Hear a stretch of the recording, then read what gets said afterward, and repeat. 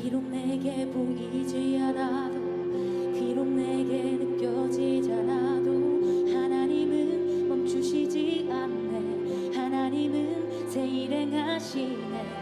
비록 내게 보이지 않아도, 비록 내게 느껴지지 않아도 하나님은 멈추시지 않네. 하나님은 새 일 행하시네. 비록 내게 보이지 않아도, 비록 내게 느껴지지 않아도 하나님은 멈추시지 않네.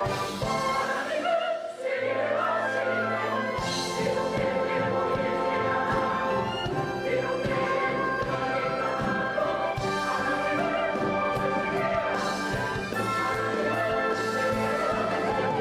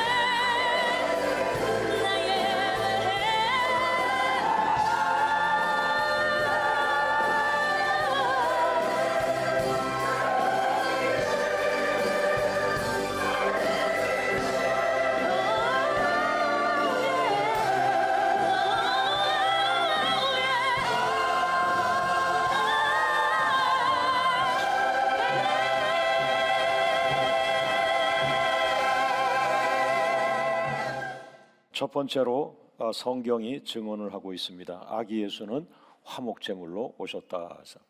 로마서 3장 25절을 같이 읽습니다. 이 예수를 하나님이 그의 피로써 믿음으로 말미암는 화목제물로 세우셨으니.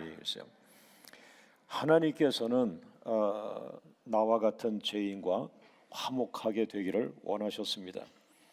제가 하나님을 몰랐고 제가 하나님을 찾지 않았습니다. 그러나 하나님이 먼저 나 같은 죄인을 찾으셨고 또 나 같은 죄인과 화목하기를 원하셨습니다. 그것을 이제 전도, 예수님을 믿으라고 하는 그런 전도를 통해서 이제 알게 된 것이죠. 그 죄인이 하나님과 화목하게 되기 위해서는 반드시 화목제물이 필요한데요. 그 하나님과 화목하기 위해서 그 제물은 어떤 제물인가? 흠이 없고 죄가 없는 그런 화목제물이 필요한 것입니다. 그래서 하나님의 계획 가운데 하나님은 아기 예수를 이 땅에 메시아로 보내시게 되었습니다.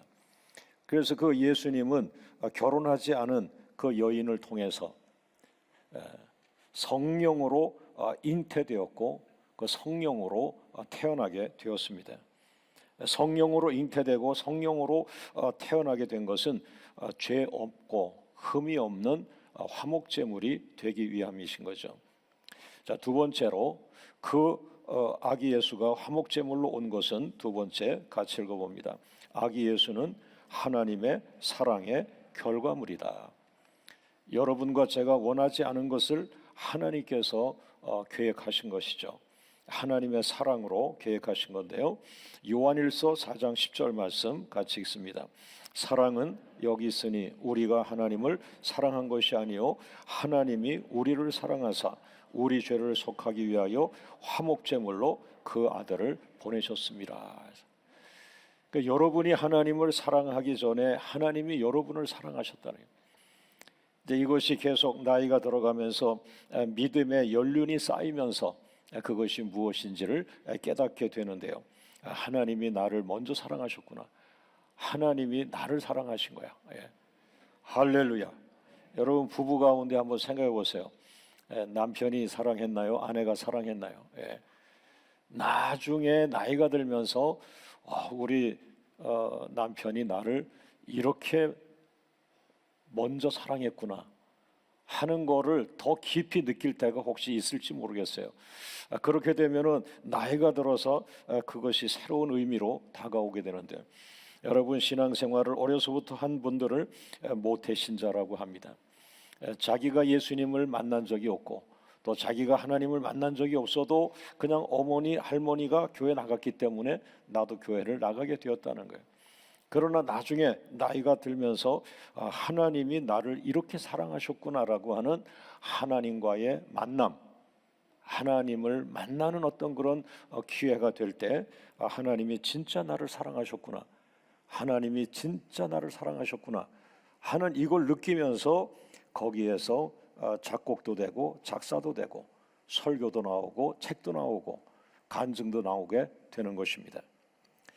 여러분 이 세상에 어떤 사랑이 죄인을 살리기 위하여 자기 아들을 화목제물로 내어줄 수 있겠습니까? 이 화목이라는 단어는 참 은혜롭지만 그러나 화목이 힘든 것은 누군가 희생을 해야 되거든요. 희생. 가정이 화목하려고 그러면은 가족 식구 중에 누구 한 사람이 희생을 해야 돼요. 여러분 교회가 화목하려고 하면은 교회 안에 희생하는 사람이 있어야 돼요. 그 하나님과 나 사이에 온 우주가 화목하려고 한다면은 하나님은 하나님 자신이신 예수님, 아기 예수를 이 땅에 보내서 그 예수를 십자가에 죽게 함으로 희생 제물이 되게 함으로 하나님과 어두웠던 세상이 화목의 역사를 이루게 되는 거죠. 자, 세 번째 아주 중요한 문제를 세 번째, 네 번째 여러분에게 소개하려고 하는데요. 왜 인류가 아기 예수를 기쁨으로 환영해야 하는가? 왜 인류가 아기 예수를 기쁨으로 환영해야 되는가? 새로운 관점을 제가 나누려고 하는데요. 골로새서 1장 19절 말씀 같이 읽습니다.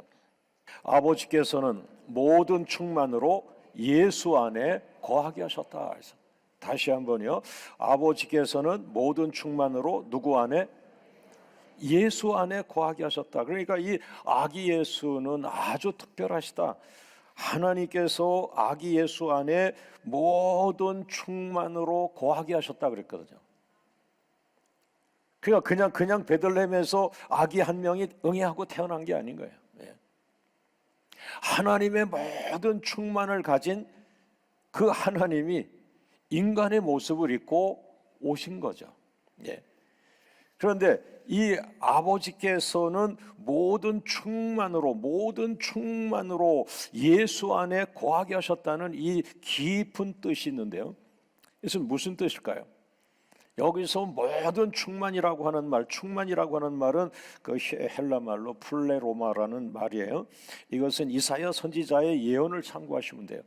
이미 오래전에 구약 한복판에 이사야 선지자가 이 말씀을 다른 표현으로 예언을 해 놓으셨어요. 그런데 그것을 사도 바울이 성령이 충만하기 때문에 그것을 받아가지고 사도 바울이 골로새 교인들에게 편지 쓸 때 이 비밀을 알려준 것이죠. 하나님 아버지께서 아기 예수에게 모든 충만을 거하게 하셨다라고 하는 말은 이사야 선지자 예언으로 보면 이사야서 11장 1절과 2절인데요. 같이 읽어보겠습니다. 1절 이새의 줄기에서 한 싹이 나며 그 뿌리에서 한 가지가 나서 결실할 것이요. 2절 그의 위에, 이게 이제 아기 예수를 말하는 거예요. 그의 위에 여호와의 영 곧 지혜와 총명의 영이요 모략과 재능의 영이요 지식과 여호와를 경외하는 영이 강림하시리라. 예. 야, 이 해석이 뭐 부분적으로 우리가 해석하지만은 이렇게 구슬을 끼워가지고 진주 목걸이를 만들듯이 오늘 하나님이 이렇게 연결 구약과 신약의 말씀들을 연결하시는데, 부족하지만 제가 신학교를 졸업할 때 쓴 논문이 이 구약의 하나님의 영광, 구약이라는 성경을 탁탁 털어보면은 가장 대표적인 단어가 하나님의 영광이라는 단어예요. The glory of God이라는 단어예요. 예. 이것이 저에게는 얼마나 영광스럽게 여겨졌는지. 그러나 이 구약의 The glory of God, 하나님의 영광이라는 이 단어는 하나님의 임재하심이라는 단어죠. 이 하나님의 영광이라는 구약의 단어가 신약으로 넘어가서 무엇으로 변했을까? 왜냐하면 제가 신약 사람이기 때문에, 내가 지금 신약 시대에 목회를 하고 있기 때문에, 하나님 그 구약의 The glory of God, 그 하나님의 영광이라는 모세의 성막에 임했던 그 하나님의 영광이라는 큰 단어가 신약 시대에 제가 목회하고 있는, 제가 사역하고 있는 이 신약 시대에는 어떤 것으로 이것을 담고 있습니까? 어떤 단어 속에 그것을 넣습니까? 라고 할 때 이 플레로마, 충만이라. 이 한국 교회에 잘못 소개가 된 거죠. 우리는 불로불로하고 충만 한 사람이 기도했더니 어떤 뜨거운 능력이 임했다, 그런 자체로 자꾸 해석을 해나간 거예요. 그래서 작은 어떤 능력, 어떤 그 권사님이 막 기도하는데 그 권사님에게 성령이 임해서 성령이 충만하고 귀신을 쫓고 예언하고, 이렇게 은사적인 능력으로 이 충만을 풀어가 버리고 말았어요. 그러나 그것이 아니라 이 충만이라는 단어는 그보다 더 큰 거예요. 이것이 바로 The glory of God, 하나님의 영광이 모세의 성막에 임한 것처럼 이 하나님의 영광이 신약시대 교회에 그 영광이 임하는 거예요. 이것이 바로 충만이요, 그것이 바로 성령의 충만이요. 성령은 하나님이란 말이잖아요. 성령 충만이란 말이 뭐예요? 하나님 충만이라는 거예요. 할렐루야, 할렐루야. 하나님 이거였어요. 제가 찾았어요. 예. 그래서 논문을 썼는데, 그리고는 이제 30년을 이제 목회하면서 오늘 비로소 이 말씀을 다시 한번 이 강단에서 선포하게 하였습니다. 자, 오른손 들고 한번 따라합니다. 구약의 하나님의 영광, 신약의 하나님 충만, 성령 충만. 그러니까 성령 충만이라는 말이 권사님이 기도하다가 귀신 쫓는 능력을 받았대, 그런 능력의 개념이 아니라 하나님 자신을 말하는, 그 어마어마한 거죠. 병 고치는 정도가 아니라 하나님이 권사님에게 임했어요. 하나님이 집사님에게 임했어요. 하나님이 기도하는 사람에게 임했어요. 오늘 여러분, 성령은 병을 고치고 방언을 하고 귀신을 쫓고 예언을 하고, 그거는 당연합니다만 그것은 일부분이에요. 그거는 일부분이고 그것을 포함한 하나님의 영광 자체요, 하나님의 임재하심 자체요, 하나님의 나타나심 자체라는 거예요. 여러분, 이 세상에 살아날 수 있는 거는 어떤 권사님 한 분이 기도해서 능력 받아가지고 귀신 쫓고 은사를 표현하고 그거 가지고 이 세상을 조금은 변화시킬 수 있지만, 이 세상을 전체적으로 광채가 나고 하나님의 영광으로 변화시킬 수 없다. 이 전 세계를 변화시키는 건 어느 유명한 한 목사를 통해서 될 수 없다. 이 세계를 변화시키는 건 하나님이 오셔야 한다. 하나님이 임하셔야 한다. 하나님의 영광이 가득해야 한다는 거예요. 바로 그 하나님의 영광이 교회 안으로 가득 들어오는 것이 에스겔 43장에 예언이 되어 있고, 그것이 신약성경 사도행전 2장에서 하나님의 영광이 불처럼 마가 요한의 다락방에 임한 것이거든요. 할렐루야, 할렐루야. 바로 그 충만, 그 하나님의 충만이 오늘 아기 예수에게 부어지신 거죠.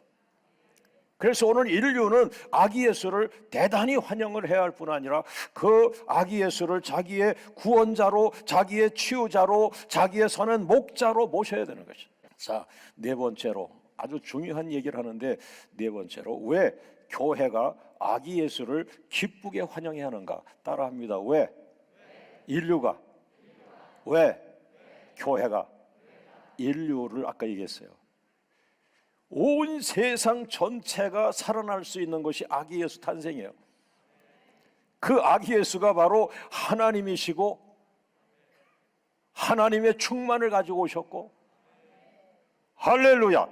그런데 오늘 저와 여러분들이 희소식인데 뭐냐? 사랑하는 교회들아, 사랑하는 교회들아, 사랑하는 목회자들이요, 사랑하는 모든 성도들이요, 이 교회가 순환을 당하는 시대인데 불구하고 왜 교회가 아기 예수를 기쁘게 환영해야 하는가?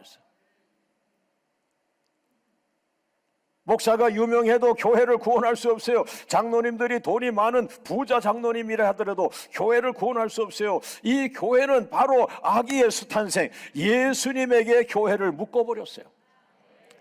그래서 예수로 충만한 교회는 그냥 시대와 상관없이 살아납니다. 예수로 충만한 교회는 시대와 상관없이 살아나요. 예수로 충만한 교회는 장로교, 감리교, 순복음이 없이 모든 교단이 다 살아나요. 중요한 것은 교단과 교파와 장로직과 목사직이 아니라 중요한 것은 예수가 그 교회의 머리 되시느냐, 그 교회가 예수가 머리가 되시느냐. 자, 에베소서 1장 22절 말씀 같이 읽어봅니다. 시작. 또 만물을 그의 발 아래 복종하게 하시고 그를 만물 위에 교회의 머리로 삼으셨다. 따라합니다. 아기 예수를 교회의 머리로 삼으셨다. 교회의 머리가 바로 예수님인가? 예수님이 이 교회의 주인이에요. 박수로 영광을 돌립니다. 할렐루야, 할렐루야, 할렐루야. 그 예수가 교회의 머리가 되셔야만 됩니다. 23절 말씀 같이 읽습니다. 교회는 그의 몸이니, 교회는 그의 몸이니, 교회들아 예수님의 몸인 것을 기억하라. 여러분 1년간만 나도 머리 숙일 테니까 장로님들도 머리 숙이고 입 다물고 권사님들도 머리 숙이고 입 다물고, 오직 예수님만 바라보세요. 1년만 해보세요. 교회가 어떻게 부흥하는지. 박수로 영광을 돌립니다. 할렐루야, 할렐루야. 여러분 교회의 머리가 예수님이 되시고 목사님, 장로님, 권사님, 돈 있는 사람, 없는 사람 다 머리 숙이고 예수님 한 분이 나타나서 이 교회를 이끌어 가신다면, 성령 하나님이 이 교회를 이끌어 가신다면 네 가지의 변화가 오게 되는데요. 첫째는 교회의 머리가 예수 그리스도가 되시는 것이죠. 두 번째, 교회는 예수 그리스도의 몸이 되는 거죠. 세 번째, 따라합니다. 그렇게 되면 교회는 예수로 충만하게 될 것이다. 이게 우리의 목표가 되어야 돼요.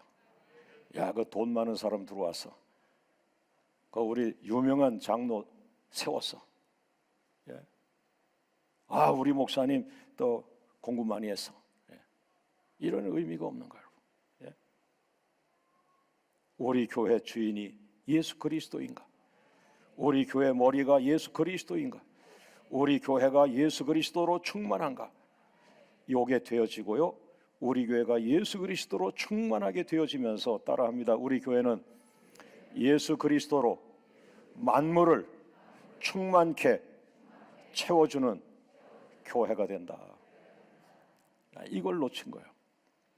우리가 선교하려니까 얼마나 힘들어요. 우리 힘으로 선교하고, 우리 힘으로 선교하고, 또 성도님들한테 여러분 기도해 주세요, 선교헌금 해 주세요 하는 거예요. 그러나 예수님이 충만한 교회가 되면 그런 방법으로 하는 게 아니에요. 예수님을 흘려보내는 거예요. 예수님의 빛을 흘려보내는 거예요. 예수의 생명을 흘려보내는 거예요. 예수님의 지혜를 흘려보내는 거예요. 예수로 충만한 교회, 예수로 충만한 교회가 되면 예수의 충만으로 만물을 충만케 하는 교회가 된다고 말씀했어요. 할렐루야, 할렐루야. 얼마나 놀라워요. 30년 저 속에 기초돌을 놔주셨는데 제가 부족해서 그것을 잘 몰랐어요. 성도가 많아지면서 조직이 세워지면서 각 기관의 회장들, 부장들, 많은 사람들이 지도자가 되면서 그 가운데서 좋은 의견도 많지만 그러나 예수님은 자꾸 사라져버려. 교사 회의 시간에 예수님은 사라져버리고 당회 때, 장로님들 회의 때 예수님은 사라져버리고. 왜? 사람이 주체가 되기 자꾸 시작하니까. 그러니까 만물을 변화시킬 하나님의 충만은 사라져버리고 말아. 기껏해야 오늘 몇 명 왔는가, 오늘 헌금이 얼마나 왔는가에 목을 메고 살아가는 부족한 교회가 되고 말았어요. 사랑하는 여러분, 오늘 몇 명이 왔느냐, 오늘 헌금이 얼마냐에 관심 갖지 말고 오늘 하나님이 주인 되심을 선포하기를 원하고 하나님이 이 강단에 가득 차기를 선포하고. 너 오늘 교회 가서 뭐 했냐? 주님을 만났다. 하나님 안에 들어갔다. 하나님의 생명을 먹었다. 하나님의 지혜를 받았다. 하나님의 영광 안에 내가 들어갔다. 내가 말씀을 듣고 예배하는데 내가 거룩함을 체험하고 내가 변화되는 걸 체험하고 내가 치유됨을 체험. 할렐루야, 할렐루야. 다섯 번째로, 왜 하나님 아버지께서 예수로 만물 안에서 만물을 충만케 하시는가? 골로새서 1장 20절을 따라합니다. 단 한 가지 이유가 있다. 하나님과 화목하게 하시려고. 단 한 가지, 하나님과 화목하는 거예요. 신앙생활 잘했다 하는 거는 많은 성경을 암송하고 있는 것도 중요하지만 하나님과 화목해지는 거예요. 하나님과 내가 소통하는 거예요. 하나님과 연합하는 거예요. 하나님과 하나 되는 거예요. 할렐루야, 할렐루야. 자, 이제 마지막 여러분에게 선물, 새 직분과 새 사명을 주고 오늘 설교를 마치겠습니다. 같이 읽어봅니다. 성탄절에 아기 예수로부터 새로운 직분과 새로운 사명을 받아라. 여러분, 새로운 직분을 많이 받으셨죠? 공동회 시간에. 오늘은 우리 모두가 동일한 새로운 직분과 사명을 받는데 고린도후서 5장 18절 말씀 같이 읽어봅니다. 시작. 모든 것이 하나님께로서 났으며 그가 그리스도로 말미암아 우리를 자기와 화목하게 하시고 또 우리에게 화목하게 하는 직분을 주셨으니. 고린도후서 5장 20절. 그러므로 우리가 그리스도를 대신하여 사신이 되어 하나님이 우리를 통하여 너희를 권면하시는 것 같이 그리스도를 대신하여 간청하노니 너희는 하나님과 화목하라. 자, 오른손 들고 선서. 나는 오늘 그리스도를 대신하여 화목하게 하는 직분을 수행하는 그리스도의 대사로 임명받았음을 선서합니다. 여러분 통해서 온 세상이 하나님과 화목되기를 주의 이름으로 축원합니다. 자, 우리 모든 영광을 하나님께 돌립니다. 할렐루야.